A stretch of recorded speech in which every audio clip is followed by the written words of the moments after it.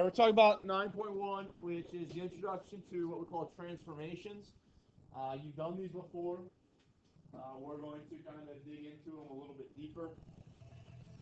Um, what happens is that what you learn here, you're going to take and use again in Algebra 2, in college algebra, in trigonometry, in if you take any of the integrated courses, you use it in there as well. Because when we talk about the graphs of equations, the graphs of things like functions, and circles, and stuff like that, we like to move those things around in the coordinate plane and see what equation that provides us, or providing an equation, what graph does that provide us, and a key way of developing that information is the use of what we call transformations. Okay, to transform something means to change something, right? Does that make sense?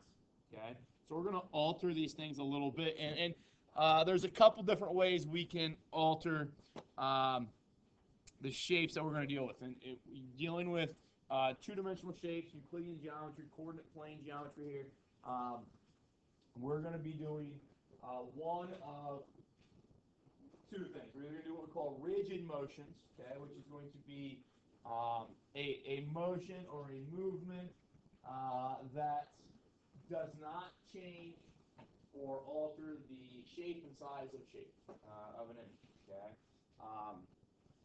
The other thing we'll do is right now for us is just a dilation, which will change the shape and size. It won't change the shape; it'll change the size of the object. Okay. There's a lot of different things we can do depending on like reflections and rotation, stuff like that. But right now, we're gonna kind of focus on the types of transformations that are most frequently asked on the end of course exam. So some terminology that might be used, like I said, rigid motion. Okay, the action of taking an object and moving it to a different location without alternate shape or size. Okay, there are then a category of rigid motions. There's reflections, there's rotations, and there are things called translations. Today we're going to focus most on translations. Time constraints. When you want to move something, okay, when you want to conduct a rigid motion, you're going to conduct it on what we call the pre-image. Pre meaning before, right? Okay, so it's the image that you have before you transform it, before you change it. Okay, the result that you get is then the image. So it's going to be very important for us to know which shape is the image and which one's the pre-image. Okay. Eventually, they're going to ask you two types of questions. One, they're going to say, here is a pre-image. Find the ordered pairs of the image after this translation. Okay. That won't be too hard, and in that one, you don't necessarily need to know which one's the image and what's the pre-image.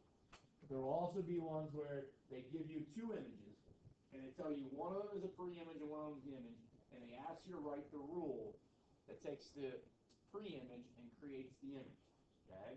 If you don't correctly identify which one's the pre-image, your rule will potentially be backwards. Okay? And I'll talk about that as we go through here with a couple examples. Okay? Those are some key vocabulary words that you're going to need for this chapter.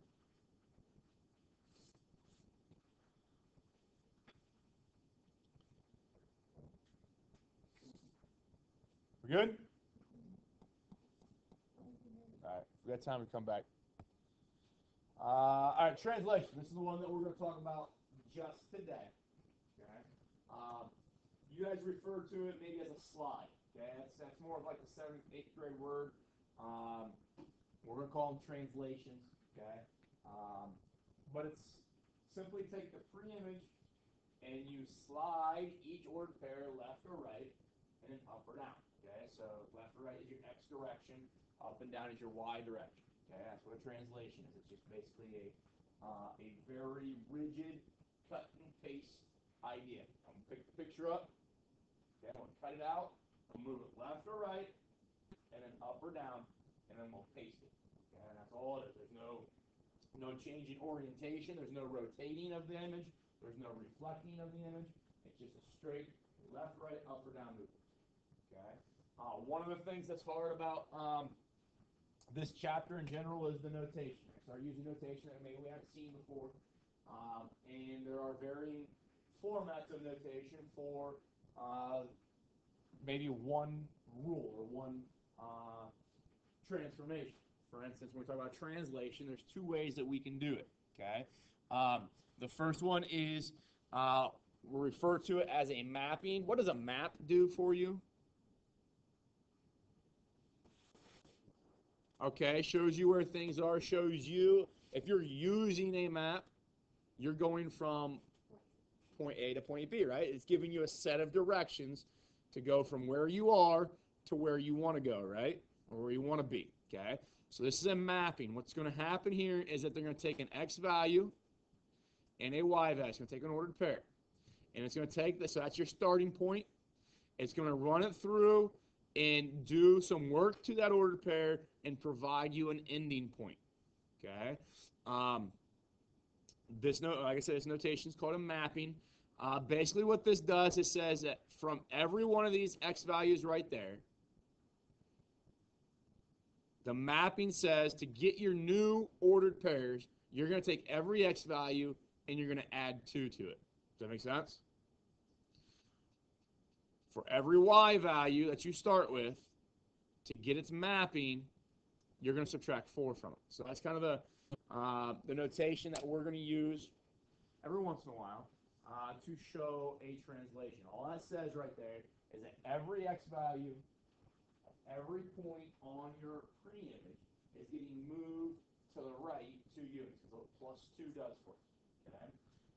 That minus 4 says every pre-image point is going to get moved down 4 units. That's what Y values do. Does that make sense? Okay. Now there's alternative ways of writing that. You see there in that last bullet it says capital T, and it's got those weird angled brackets. Okay. It says 2 comma negative 4. Okay. That is a variation of this, or you might see a variation. And sometimes they write it this way. They'll write T for translation, and then 2, negative 4, and then they'll put in parentheses of X comma Y, which is just saying that for whatever that point X comma Y is, the 2, because it's positive, means it's going to be attached to the X, so we add 2 to every X. And the 4, because it's negative, we're going to subtract, but it's in the Y location, so I'm going to subtract it. So those last 2 bullets, one's a mapping, and they're actually both mappings, but they are different ways of writing the same thing. Does that make sense? Take every X value, add something to it. Every Y value, subtract something from it. Okay? So I've got, and it's the same picture in the PowerPoint. We got that picture there. Just to make things a little bit easier, I've done this in GeoGebra or set it up in GeoGebra. So what I want to show you guys, let's actually do this. Let's get that back there. So we start with this image, okay, this pre-image, sorry. So I'm going to get A, B, C, and D, and show those ordered pairs, okay? So we've got these ordered pairs of A is at negative 8, 1, B is at negative 6, 9, D is at negative 1, 8, and C is at negative 2, 5. Okay, is everybody all right with that? Now what I want to do, I'm going to let's just use the transformation that the last slide said. So let's take, it stated that if you start with X comma Y, it's going to map to X plus 2 comma Y minus 4. Okay. What that means then is that if I want to find out the next ordered pair for A, okay, so where does A go? Okay, I'm going to look at the ordered pair and I'm saying, okay, I'm going to take the X value and do what with it? Add 2. Okay, so that's going to give me what? Negative 6. I'm going to take the Y value and do what? Minus 4, and it gives me negative 3. So negative 6, negative 3 becomes an ordered pair that we're interested in. Is that okay with everybody? Okay, so let's plot that. We've got, do it this way, give ourselves a little bit more room. So we've got just call it A prime right now. -6, -3. Okay. Oh, I don't like that. Yeah, let's go A double prime. -6, -3. Okay.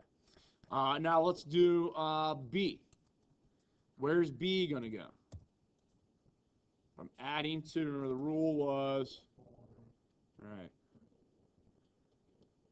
x plus 2, y minus 4. So, -4, 5, right? Okay. What about D? Where's D going to go?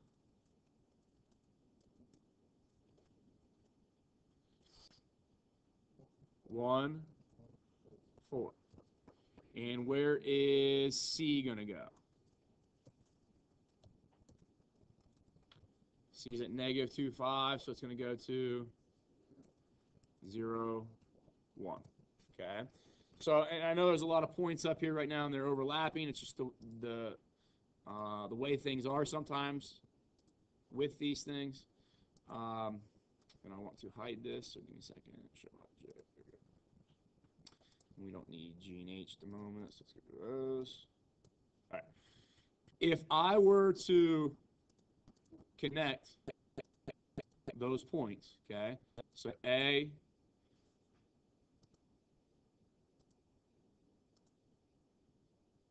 is that image, that second image there, the exact same thing as this one, okay? And you see then that if I were to, I've got a little device down, it's called a vector, that allows me to take the pre-image, and you see that if I move the pre-image, every single point 2 units to the right, okay? So that's where we're moving, everything 2 units to the right, right?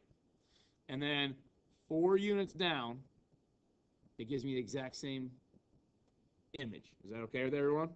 Okay. Now, we can do that with anything that we want to, and we can move it as far as we want to, but it's the exact same procedure. Okay. If I want to move it to the right 10 and then down 8, okay. Well, let's look at these ordered pairs here. Let's just look at B prime. Okay. I moved to the right 10. Wasn't that -6 plus 10 gives me that 4?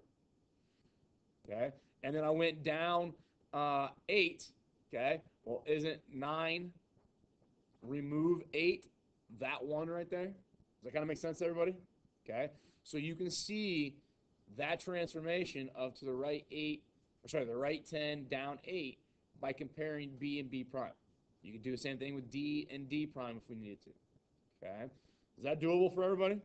So you can see then that we have all of these different, an infinite number of different slides or translations that you could do, correct? And now what I want to show you real quick is that the same thing happens. I don't know if I can really do this. We'll try to do this. I'm not sure. I haven't tried this before.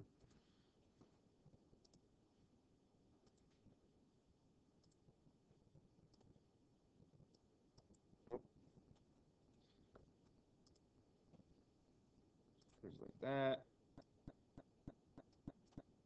By that vector. See if it lets me move it. No.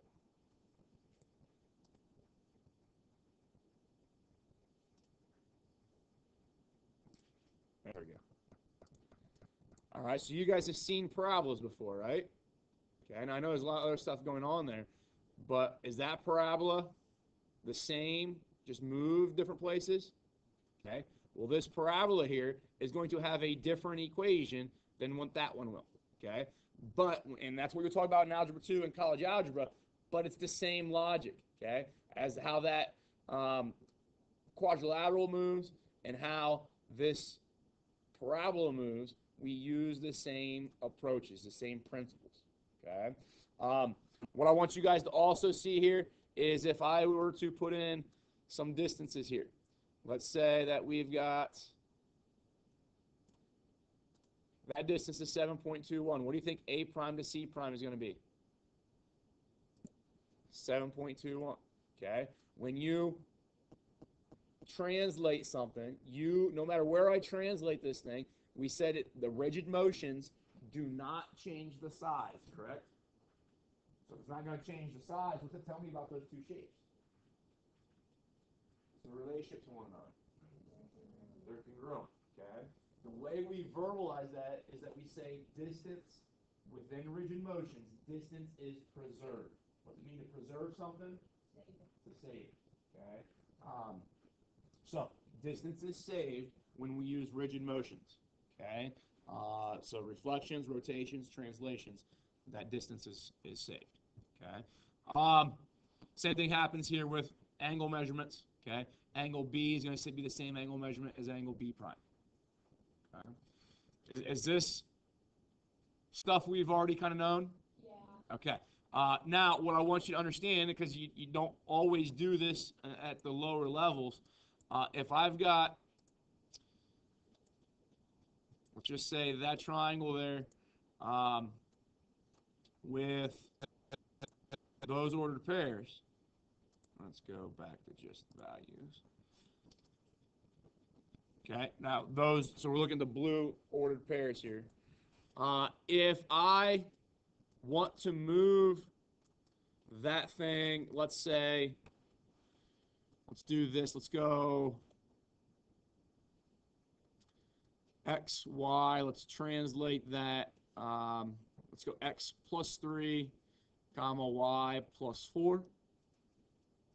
And then once we get that, I'm going to follow it with a x, comma, y, let's go x plus 2, y minus 1. Let's see what that happens when we do that, okay? So this point here is going to get moved. Let's do the red translation first. So negative 12, 4. What are you going to do to the x value? You're going to add 3. What are you going to do to the y value? Add 4, right? Okay. Negative 8, 6. What are you going to do with that? Add 3. Add 4, right? What about negative 8, 2? You're going to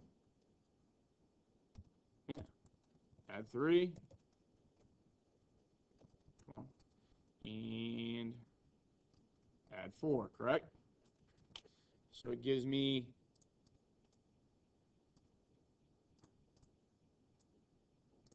that triangle. Is that okay with everybody? Just make it red and put the values on it. Okay? Now, once we do that, I'm going to conduct this translation to those. So I'm going to start with negative 9, 8, but I'm going to do what to the y, or sorry, do what to the x values? Add 2, do what to the y? Minus 1. I'm doing this one now. So subtract 1. Okay? I'm going to then take negative 5, 10. I'm going to add 2 to the x and subtract 1 from the y. And then we do the same thing with negative 5, 6. Add 2 to the x, subtract 1 from y, right? And it gives me that new figure. Is that okay? Okay. Let's talk about how we go from, and I'm just going to remove, well, I guess, hold on. Let's try to get rid of all of these labels, okay? Would you agree at that point there and that point there mimic each other? Okay? Let's talk about what their values are. So A and G, they should be the same images to one another. From A to G, how many units to the left, or sorry, to the right do you have to move? Negative 12 to negative 7 would be 5 units, okay?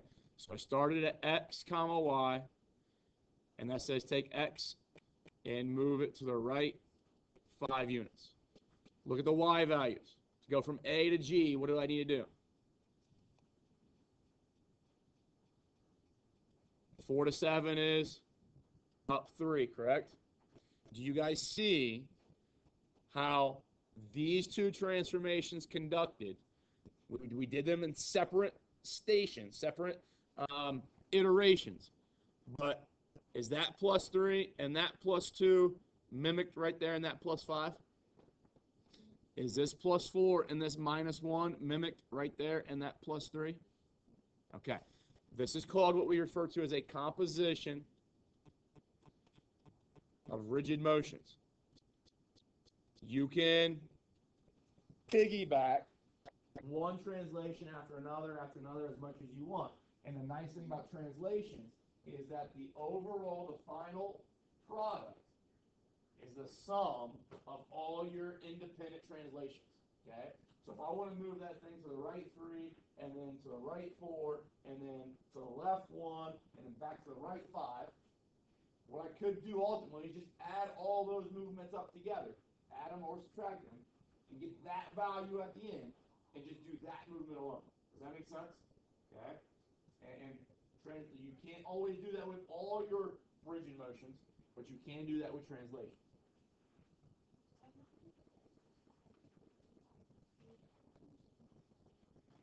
Huh?